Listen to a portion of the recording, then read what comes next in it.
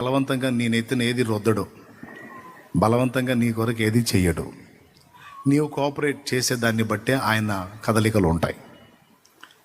నువ్వు ఎంతవరకు అవకాశం ఇస్తావో అంతవరకే స్పందిస్తాడు ఆయన. నువ్వు ఇచ్చిన అవకాశానికి మించి ఆయన హడావుడి చేయడు. నువ్వు ఇచ్చిన మాటలకు లోబడుతున్నావు అనుకో, మరికొన్ని మాటలు నీతో మాట్లాడతాడు. వాటికి కూడా లోబడ్డావు అనుకో, ఇంకా మరికొన్ని సంగతులు చెప్తాడు. నువ్వు విధేయత చూపే కొద్దీ నీతో ఇంకా ఇంకా మాట్లాడుతుంటాడు దేవుడు. నువ్వు లోబడే కొద్దీ ఇంకా ఇంకా మాట్లాడుతుంటాడు దేవుడు. నేర్పుతా ఉంటాడు, నడిపిస్తూ ఉంటాడు.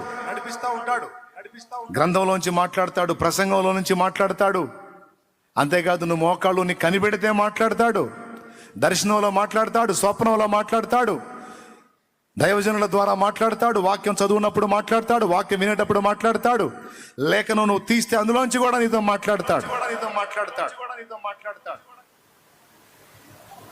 నిరంతరం ఆయన మాట కోసం కాచుకొని ఆ మాట చొప్పున అడుగులు వేయటానికి నిన్ను నువ్వు సిద్ధపరచుకోగలిగితే ఎంత మేలు.